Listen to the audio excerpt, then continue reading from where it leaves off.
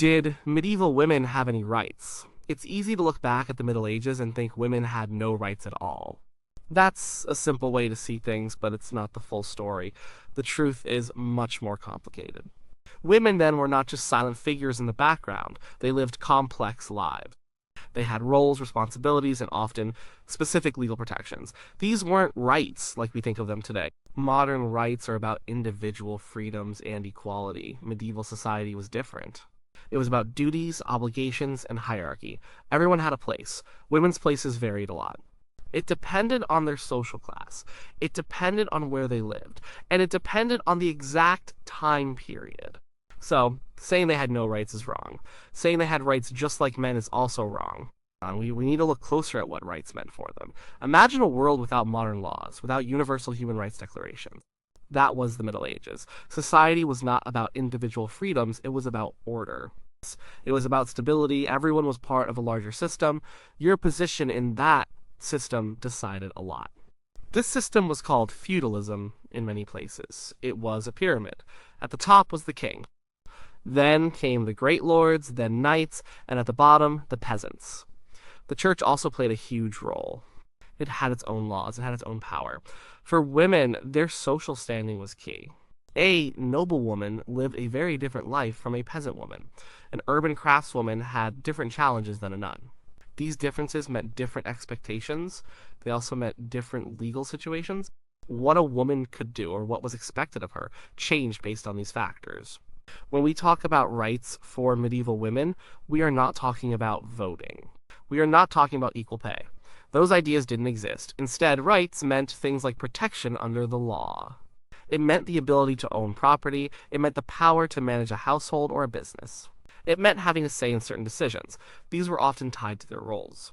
Their roles were usually as wives, mothers, daughters, or widows. The legal systems were not uniform across Europe. Anglo-Saxon England had different customs than Norman England. France had different rules than Germany or Italy. Even within one country, local customs could vary greatly. This means we cannot make one sweeping statement about all medieval women. Their experiences were diverse. Gender definitely shaped a person's status. Men usually held the top position. They were kings, lords, bishops, and warriors, but this did not mean women were invisible or powerless. Many women exercised power in their own spheres. These spheres were often domestic. But they could also extend into economic, religious, or even political life. Their legal standing was often defined by their relationship to a man. A wife's legal identity was often merged with her husband's. This concept was called coverture in some legal systems. But even under coverture, a woman still had some protections. She wasn't just property. She was a person with certain entitlements. We need to remember this context. It helps us understand the true picture of women's lives and their legal standing. Property was a huge deal in the Middle Ages. It meant wealth, power, and security. For women, their ability to own, inherit, or control property was a key measure of their legal standing. This area shows a lot of the complexities of women's rights. Marriage was often an economic arrangement, especially for the wealthy. A woman usually brought a dowry to her marriage. This dowry was her family's contribution to the new household. It could be land, money, or goods. Legally, the dowry often became the husband's property to manage, but it was also meant to provide for the wife and any children. If the husband died, the dowry might revert to the wife or her family. It was a form of protection. Then there was the dower. This was different from the dowry. The dower was a portion of the husband's property, usually land, set aside for his wife if he died before her. It was her legal right. It ensured she had a means of support as a widow. This was typically 1/3 of his estate. A widow had the right to live on and use this dower land for her lifetime. She could not sell it. But she could manage it. She could collect rents from it. This gave many widows significant economic power. They became independent landowners. They could run large estates. They could even act as guardians for their children. Once married, a woman's control over her property usually changed. In many places, the husband gained control over his wife's assets. He managed her dowry. He managed any land she brought to the marriage. This was part of the coverture system. It meant the husband and wife were seen as one legal person, with the husband representing the household. But this did not mean the wife had no say. She often managed the household finances. She oversaw servants. She made many daily economic decisions. In some regions, like parts of Scandinavia, married women retained more independent control over their property. It really varied. Inheritance laws were also important. The general rule in many noble families was primogeniture. This meant the eldest son inherited everything. This was to keep large estates intact. But what if there were no sons? Then daughters could inherit. They became co-heiresses. They would split the inheritance. This could give noble women huge estates. They could become very wealthy. They could have great political influence. Sometimes when a noblewoman inherited, she might even be expected to marry someone chosen by the king or a powerful lord. This was to ensure the land and its power stayed loyal, but she still held the legal claim to that land. For urban women, property rights could be more flexible. Women in towns often worked. They ran businesses, they might own shops or workshops. If a woman had her own trade, she often had more control over her earnings and property. This was especially true if she was a single woman or a widow. Many town charters gave women specific rights to own property and engage in trade independently. This was practical. Towns needed skilled workers. They needed people to run businesses. Women filled many of these roles, so their ability to own and control property was essential for the urban economy. In short, medieval women had complex relationships with property. Their rights to it were often tied to their marital status and social class. But to say they had no property rights would be wrong. Widows, in particular, often found themselves in positions of considerable economic power and independence. The idea that medieval women only stayed home is a myth. Women were active in almost every aspect of medieval economic life. Their contributions were essential. Their work was not just in the home. It extended into fields, workshops, and even marketplaces. This participation often came with specific practical rights and protections. Let's start with peasant women. They made up the vast majority of the population. Life for them was hard work. They worked alongside men in the fields. They plowed, sowed, harvested. They tended livestock. They also managed the household. They cooked, cleaned, spun wool, wove cloth. They raised children. Their labor was vital for their family's survival. It was also vital for the feudal economy. Their work was recognized as valuable. They were not just passive figures, they were active economic producers, and in many peasant communities, women had traditional rights regarding common lands. They could collect firewood, they could graze animals. These were important subsistence rights.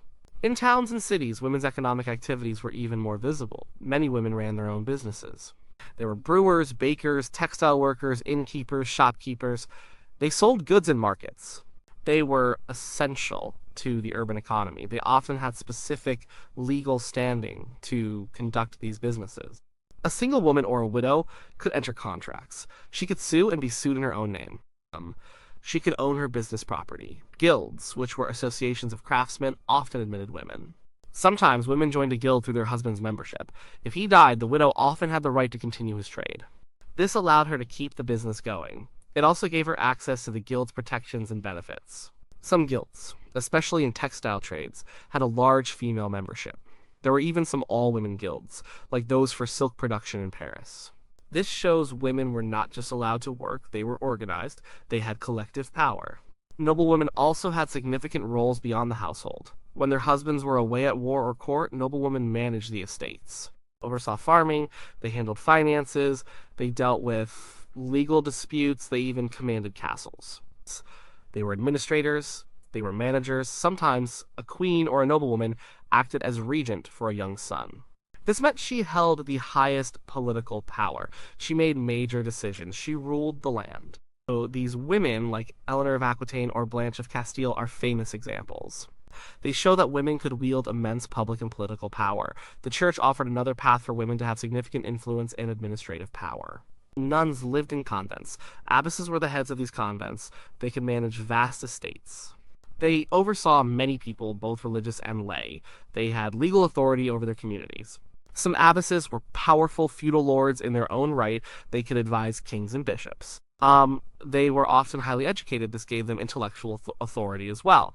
For some women, religious life offered more freedom and intellectual stimulation than marriage. Even in legal settings, women had some standing. They could appear in court, they could represent themselves. They could initiate lawsuits, especially concerning their dower, inheritance, or protection of their reputation. Sometimes, a woman even acted as an attorney for others, though this was rare. This legal presence, even if limited, shows they were not entirely without voice in the public sphere. Their work and their roles gave them practical rights. These rights were necessary for the functioning of medieval society. Marriage was the central institution for most medieval women. It shaped their lives, their social standing, and their legal position. But even within marriage, and in matters of family, women had certain rights and constraints. For noble and wealthy families, marriage was often a strategic alliance. It was about consolidating land. It was about forging political connections. The bride and groom often had little say in the choice of their partner. Parents, lords, and even kings made these decisions, but church law did require consent from both the bride and the groom for a marriage to be valid. This consent was sometimes more theoretical than real. Social pressure was huge. A young woman might be heavily pressured to agree to a match, but if she truly and openly refused, the marriage could not proceed under church law. This gave her a powerful, though often difficult, tool. Once married, a woman's legal identity largely merged with her husband's in many parts of Europe. This was the coverture we mentioned, but even under coverture, women still had some protections. A husband could not simply abandon his wife, he was legally obliged to support her. He could not sell her dowry land without her consent in many cases, and the church also protected wives from extreme cruelty. And divorce, as we understand it today, did not exist. Marriage was considered a sacrament. It was for life. However, annulment was possible. An annulment meant the marriage was declared never to have been valid in the first place. The reasons for annulment included close kinship. The couple was too closely related, pre-existing marriage, or lack of proper consent. Getting an annulment was difficult. It required proof, but if granted, it meant the woman was free to remarry. It meant any children were sometimes declared illegitimate. This was a complex legal process. It offered an escape for some, but not for many. A woman's reputation was hugely important. It was tied to her honor, her family's honor, and her economic prospects. Laws existed to protect women from slander and defamation. If someone spread false rumors about a woman's chastity, for example, she could sue them. Such cases were common. Rape was a serious crime. It carried heavy penalties, sometimes even death. But proving rape was hard. A woman had to raise a hue and cry immediately. She needed witnesses. She needed to show signs of struggle. Justice was not always easy to get, but the legal framework for protection was there. Regarding children, women had clear rights. Mothers were responsible for their children's upbringing. If the husband died, the widow usually became the legal guardian of her children. She managed their inheritance. She made decisions about their education and future marriages. This was a position of great responsibility and power. It also ensured the continuity of the family line and estate. Single women, whether never married spinsters or widows, often had more legal autonomy than married women. They could own property in their own right, they could enter into contracts, they could conduct business, they could make wills, they could sue and be sued. This meant they didn't need a husband to represent them. Many women chose to remain single or widows precisely for this increased independence. In essence, while medieval society placed many constraints on women, especially married women, it also offered them specific legal protections and defined rights. These rights were not about individual freedom in a modern sense. They were about ensuring order, family stability, and economic function. They were about defining a woman's place and protecting her within that place. It's impossible to sum up medieval women's rights with a simple yes or no. The reality was a vast spectrum of experiences. These experiences depended heavily on a woman's specific circumstances. We need to look at these differences to get a full picture. Class was probably the biggest factor.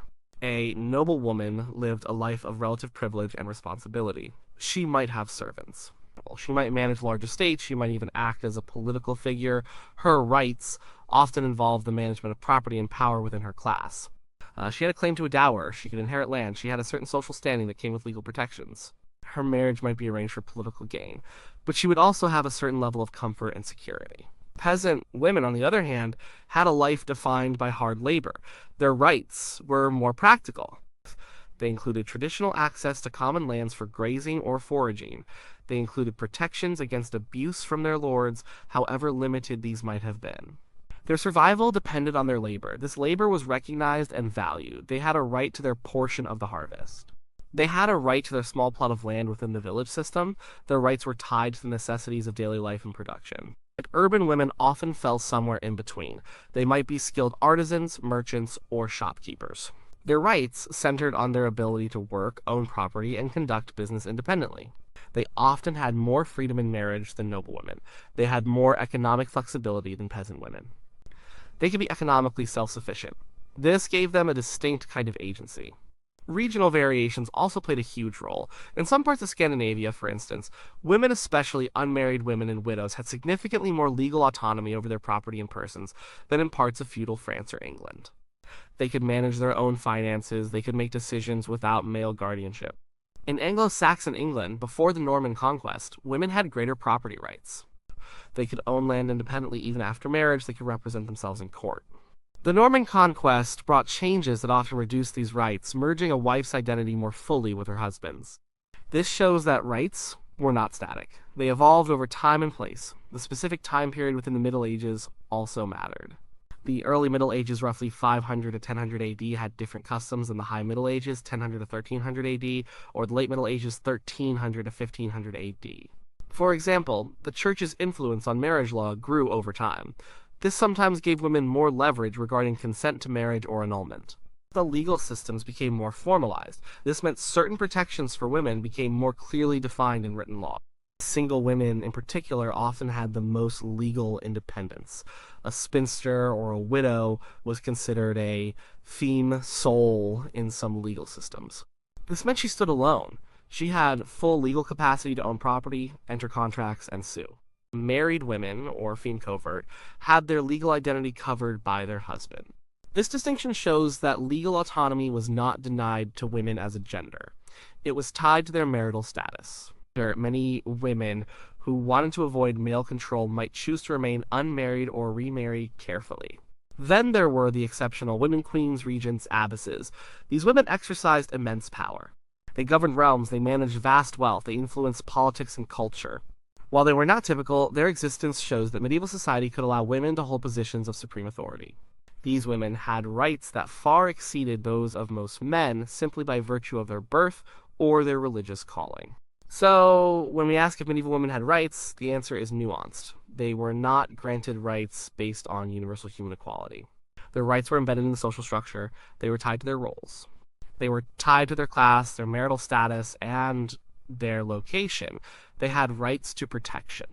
They had rights to property in certain circumstances. They had rights to work and earn a living.